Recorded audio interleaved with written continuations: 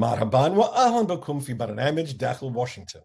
معكم مضيفكم روبرت ساتلوف. عادت أميركا، تلك هي الرسالة التي يبعث بها الرئيس بايدن إلى قادة العالم وزعمائه، سواء في مكالمات هاتفية خاصة أو في خطب عامة في مؤتمرات دولية كبرى. وهو يقصد أننا سنعود إلى العمل بالتعاون مع الحلفاء ونلعب دورا كاملا في المنظمات الدولية ونحافظ على التزاماتنا بالمعاهدات ونتحمل مسؤولية الزعامة العالمية. إنه يقصد أن أمريكا أولا شعار لم يعود له وجود. ولكن كيف تترجم تلك المبادئ السامية إلى السياسات؟ ماذا يعني هذا بالنسبة لمنافساتنا الاستراتيجية مع الصين؟ ماذا يعني هذا بالنسبة لمقاومة الهجمات الروسية على ديمقراطياتنا؟ ماذا يعني هذا بالنسبة للوقوف في وجه طموح إيران لامتلاك أسلحة نووية ومساعيها الرامية للسيطرة على جيرانها؟ هذا السؤال ينطبق في كل أنحاء العالم، من بورما إلى الساحل ومن ليبيا إلى أفغانستان. لنلقي نظرة فاحصة على المعنى الحقيقي وراء عبارة عادت أميركا. يسرني أن أرحب بضيفي البرنامج وخبيري السياسة الخارجية دينيس روس ووان زراتي. Welcome back to Dakhel, Washington. In phone calls and in speeches over the last several weeks, the message from President Joe Biden has been, America is back. America First is gone, and this new slogan has replaced it. But what does it mean in practice? We know what it means in theory, but how does it apply to the real-world situations that America is facing around the globe? To discuss these issues, I'm delighted to welcome back our panel of foreign policy experts, Denis Ross and Juan Zarate. All right, gentlemen, thanks for joining us. When you hear America is back, what does it mean to you? Denis, start with you. Well, I think what it means is that the U.S. is a good global citizen again. It means that the U.S. is going to not only restore its alliances, but reinvigorate its alliances. It means that the U.S. will try to shape the international agenda and lead in a way while listening to its allies, but still being the one that helps to shape what is done. It means basically that the U.S. is going to be an activist on the world stage on the issues that matter most to the U.S. Now, that I think is an important qualifier, because I think what we're seeing is competing with China, somehow containing the Russians, restoring a sense of vigor and energy and vitality to democracies. These are really the priorities of the administration when it comes to foreign policy. But to be fair, there are certain issues as well. Climate change is seen by the administration as being a national security issue on the one hand, and something that again requires a collective response internationally. The same with dealing with pandemics, not only the current one, but planning for any future one. So these kinds of issues are the kind of focal points, the challenges presented by the Chinese, by the Russians, and by what we heard from the president in his speech to the Munich Security Conference, the challenge to democracies that is posed by authoritarian regimes. These, I think, are all the kind of points of departure that explain what America is back is all about. And Juan, when you hear the phrase, does it mean anything specific to you? Does it harken back to something, or does it suggest a new approach to something? Well, Rob, to me, it suggests everything that Denis just mentioned, which was the U.S. re-entering the international domain as a leader in terms of norm standards and relationships. And it's very clear that the Biden administration very quickly wanted to re-enter things like the Paris Climate Accords to signal the U.S.'s role on climate change globally. It's clear that the Biden administration is signaling they want to engage in negotiations and discussions again with Iran with respect to the nuclear deal, in part, I think, to repair the transatlantic relationship. And so it has suggested very concrete things that the administration wants to do to signal the U.S. is back. There's really two complications, though, that I see, Rob. One is this question of what America re-entering the landscape looks like in a changed environment. You've already seen our European allies pushing back a little bit on the United States, saying, look, this isn't just a return to the past. Things have changed. There's been a lot of damage done. The world has changed. There are other issues that are at play and other interests. And so the environment has moved from just 4 years ago in a fairly dramatic way. So that's problematic because it's not yet clear what this means. And secondly, it's also not clear how this approach looks different from an America First approach in certain cases. For example, the challenge with China, the issues of national economic security, which the Biden administration have made very clear they want to emphasize, or how we deal with other issues like trade, where there is some degree of coincidence with the prior Trump administration policy. So what this looks like in practice on some of these hard issues, it will be very interesting, because I don't think it's easy. It's just as easy to say, look, we're going to return to the past, in part because the environment has changed, and also because some of these issues are just thornier issues that the Biden administration is going to have to deal with. So Dennis, Juan just raises a fascinating question. What really is the difference between America First and America is Back when it comes to China, a country about which the administration says we will have active competition? How do you see this playing out differently for the Biden administration? You know, it's a very interesting question, because at a certain level, this is one of those issues where there might be more continuity, at least in the early going, than otherwise one would anticipate. One of the interesting things is that the Biden administration has not chosen to lift the tariffs at this point that the Trump administration imposed. The notion of competition is clearly something that the tone and the style about the competition may be different, because one thing that Biden is emphasizing is we're going to cooperate with our allies. We're going to create a kind of common front in dealing with the Chinese, something that the Trump administration did not do. But Juan was referring to the fact it's not necessarily the same old environment, even as it relates to your allies, because one of the things that the Europeans did is they did an investment treaty with the Chinese, or investment agreement with the Chinese, just prior to the advent of the Biden administration, notwithstanding the messages that were being sent that, gee, why don't you at least wait for us to get in?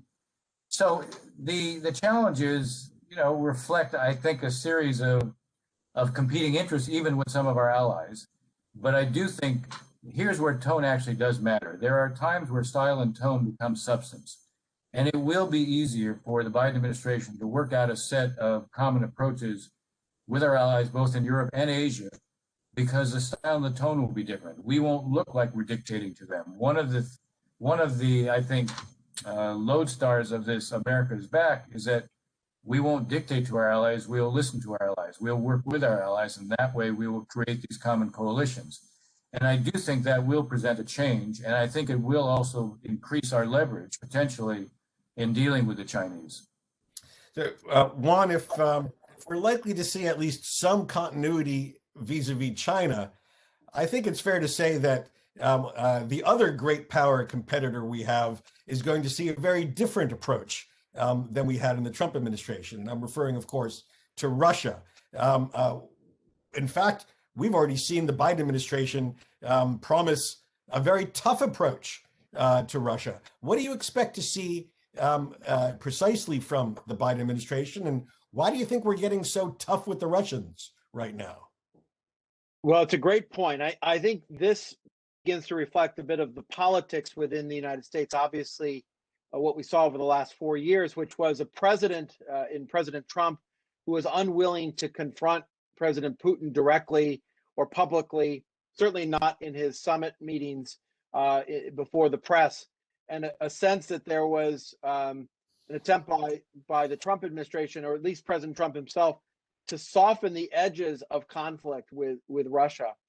Now, the reality under President Trump was there were policies that were set forth that actually confronted the Russians directly. You couldn't hear that from the president's voice, and it certainly didn't seem to be the overarching policy direction. But you did have sanctions against the Russians and the Russian economy. You did have confrontation at times in places like Syria, although with the U.S. withdrawal, I think the U.S. position was weakened in northern Syria. And you did have some pushback on the cyber activities that the Russians were engaged in. But I think that the Biden administration is really thinking about a reset with Russia, unlike the reset we saw in the Obama administration, where there was an attempt at rapprochement, at creation of better diplomacy. Certainly there will be talks and diplomacy, but I think the Biden administration wants to demonstrate for political reasons that it's going to confront the Russians that have been, frankly, more aggressive, more adventurous in their attacks on the U.S., including the cyber attacks on U.S. systems, the latest of which being the SolarWinds attack, which have so troubled U.S. authorities and troubled the private sector as well. So the Biden administration is resetting here, but resetting with a sharper edge on our policy with respect to Russia. And Juan, before we go to a break, I want to ask you about a different part of the world, namely our own hemisphere, especially approaches to Venezuela and Cuba. How are we likely to see a Biden administration approach these two very problematic actors in the international arena? Rob, we've seen the Biden administration reiterate their support to Juan Guaido, which is the opposition government. But the reality is the underlying issues that have been driving some of the prior U.S. policies are still present, if not worse. This will be an issue in the Iran context, where the sanctions and the concerns around not just the Iranian nuclear program, but support to terrorist groups, their missile program, Iranian provocations, taking of hostages, those things still exist, and you can't ignore them or deny them. And the authorities and sanctions that have been put in place to date are intended to address those very issues. And if those don't go away, it's very hard to ignore them. All right, we're going to get into the whole Middle East set of issues in just a moment after the break. What's the best way to watch the news these days? In the old days, it didn't really make a difference if you watched the three major networks, NBC, CBS, and ABC, as they all competed on the playing field of professional journalism. And the challenge was to see who could get the best story the fastest. Newscasters were towering figures: Walter Cronkite, David Brinkley, John Chancellor, men, all men, whose very names were synonyms for credibility and integrity. Today, news is far more ideological, and the challenge for many networks is how to sharpen the presentation to appeal to specific ideological slices of the population. Most people look for the network that meshes with their own worldview. Fox on the right, MSNBC on the left, CNN on the center left. Of course, there are variations, and every network has its nod to representatives of other ideological streams. So, what to do? Well, there are two broad solutions. You can channel surf, flipping between Rachel Maddow, Jake Tapper, and Tucker Carlson to taste the entire spectrum of what millions of Americans are viewing, or you can avoid television altogether and read a book.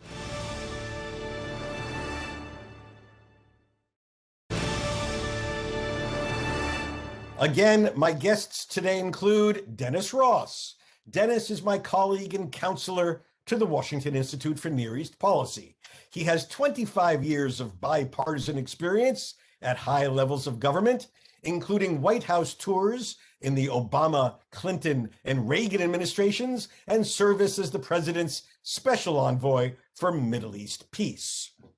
Also joining us is our friend Juan Zarate, one of our nation's leading national security experts. Juan is chairman and co-founder of the Financial Integrity Network and senior national security analyst for NBC News. His government experience includes service as deputy assistant to President George W. Bush and deputy national security advisor for combating terrorism.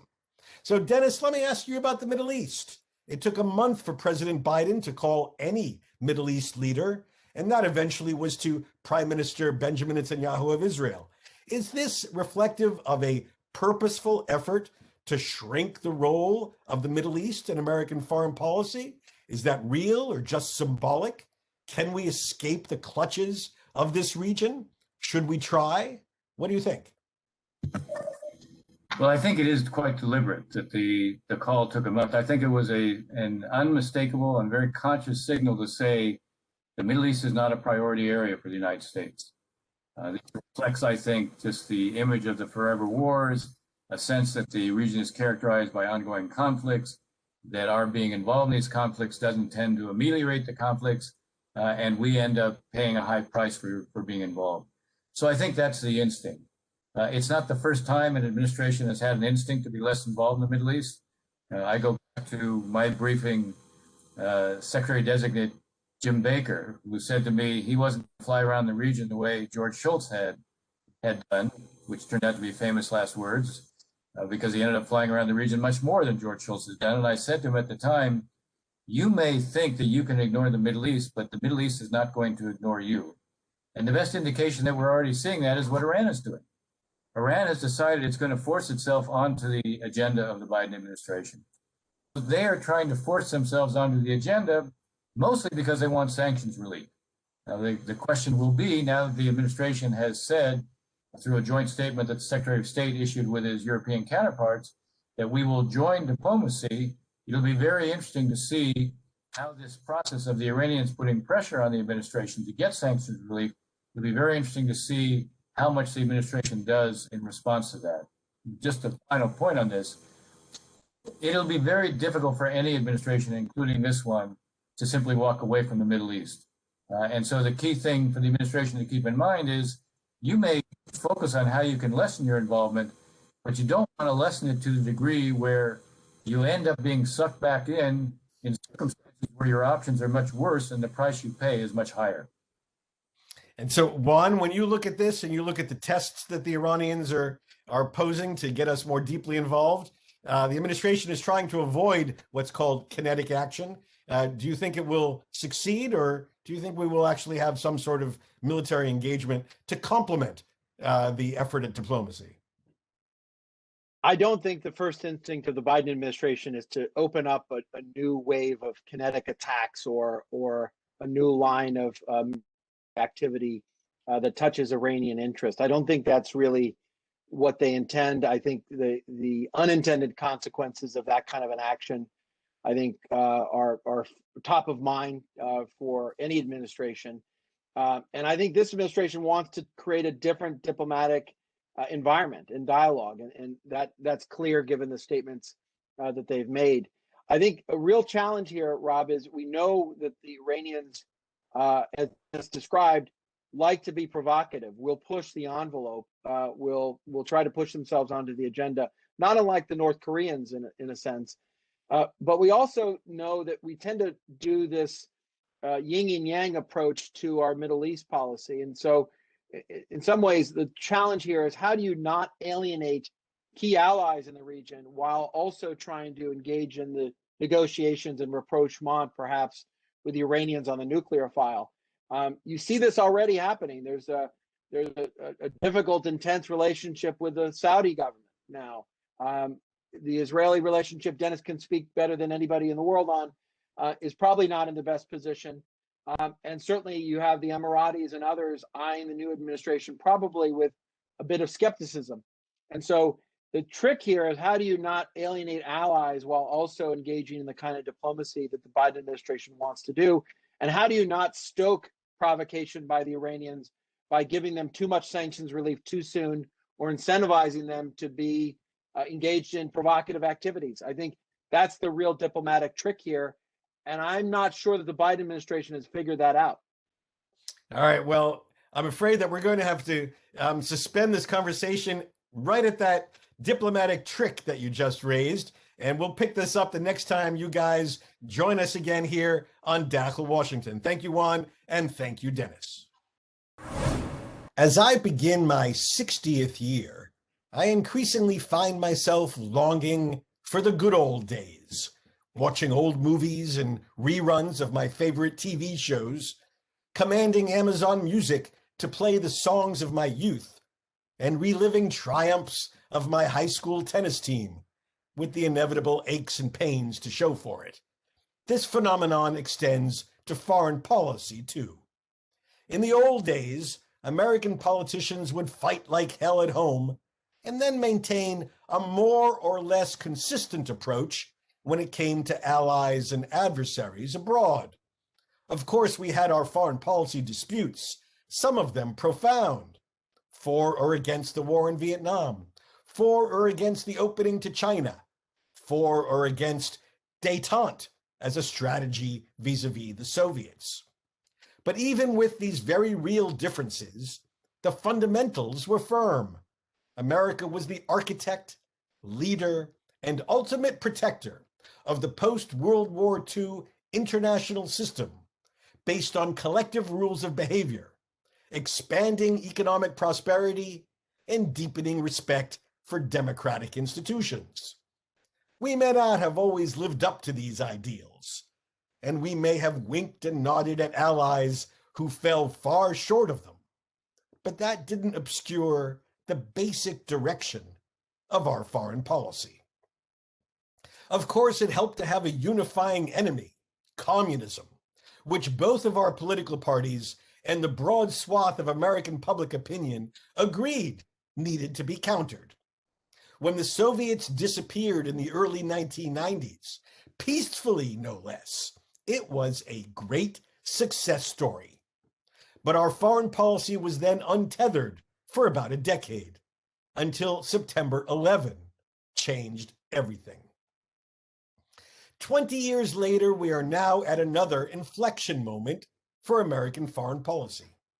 While we would be foolish to disregard the export of insecurity from the broader Middle East that has been the centerpiece of our foreign policy the last 20 years, our focus is clearly shifting. In acronym terms, we are moving from GWOT, G-W-O-T, the Global War on Terrorism, to GPC, Great Power Competition. And we are doing this at a time when our own domestic politics is so sharp and bitter that there is precious little desire to devise a common cross-party approach to almost any foreign policy challenge, whether concerning the big strategic ones or discrete regional and local problems. I hope the pendulum swings back to a time when, as Senator Arthur Vanderberg, chairman of the Senate Foreign Relations Committee, said in 1947, quote, "Partisan politics stops at the water's edge," end quote. We could use a bit more of that to address the very serious threats and opportunities we face today. Alas, I am not optimistic, but for all our sakes, we really have to try. بهذا نصل لنهاية هذه الحلقة من برنامج داخل واشنطن. إذا كانت لديكم أي استفسارات أو تعليقات حول هذه الحلقة، وخاصة حول اتجاه السياسة الخارجية الأمريكية تحت رئاسة الرئيس بايدن، أرجو أن تتواصلوا معي عبر تويتر على هاشتاغ Inside Washington أو أن تراسلوني مباشرة على @RobSatloff. سأراكم الأسبوع المقبل، وإلى أن ألقاكم شكرا لكم وإلى اللقاء.